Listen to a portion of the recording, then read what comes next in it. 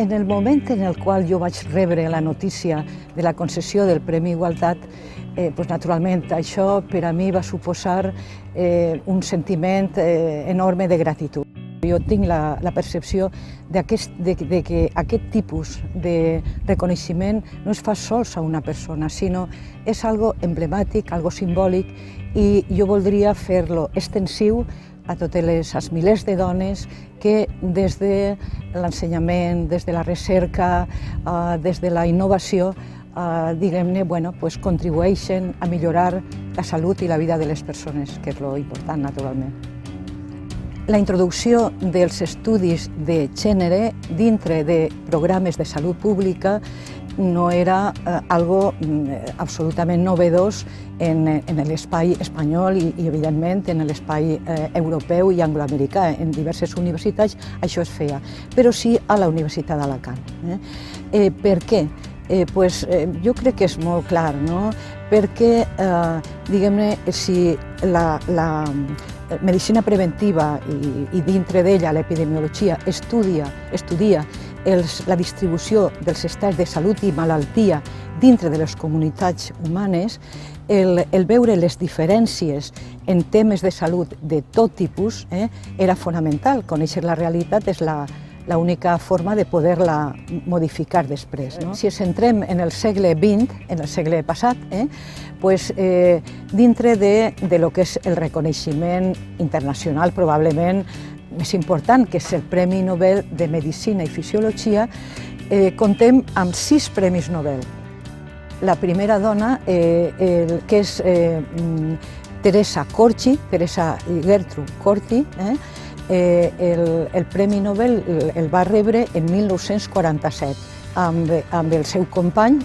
Li van donar el Premi Nobel perquè varen fer un descobriment molt important des del punt de vista metabòlic, des del punt de vista de la fisiologia, del metabolisme del glucogen. Rosalind Yalow, esta dona, va ser la creadora d'una tècnica que s'ha utilitzat moltíssim, que és la de radioimmunoassaig.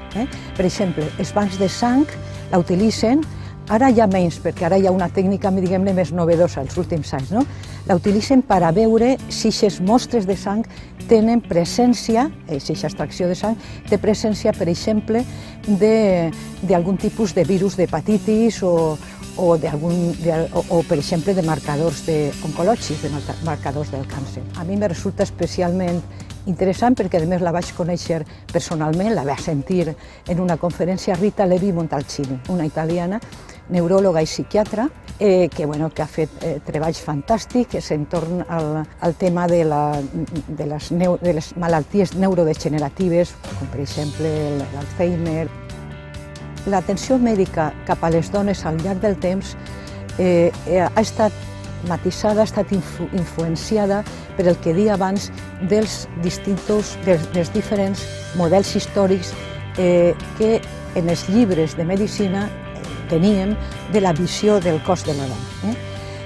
Però jo volia ressaltar unes novetats que són fonamentalment ja del segle XXI en quant a aquests canvis. Per exemple, el tema d'intentar superar les desigualtats en salut que tenen a veure en dues coses, en l'esforç, en les proves diagnòstiques i en l'esforç terapèutiques. Per què?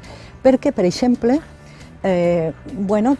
l'habitual era que determinades malalties se considerava que, com per exemple la enfermedad pulmonar obstructiva crònica o tot el tema dels infarts de miocardi o d'insuficiència cardíaca, això eren coses que tenien que veure en els homes.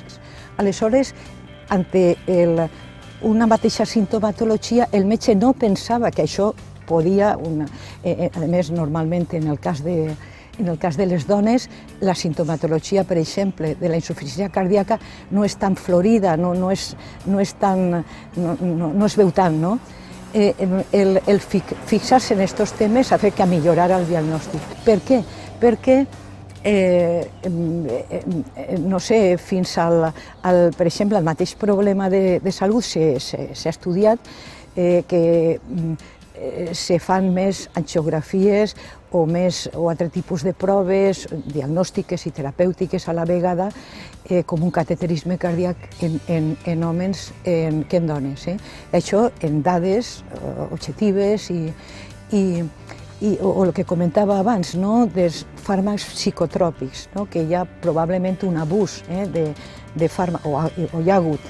Les coses estan canviant, afortunadament. És a dir, jo crec que els canvis han estat molt importants i molts de tipus qualitatiu degut als estudis i a la recerca de dones també, i evidentment també d'homes, de grups de treball en els quals la introducció ja de forma sistemàtica de la dona ha estat molt important.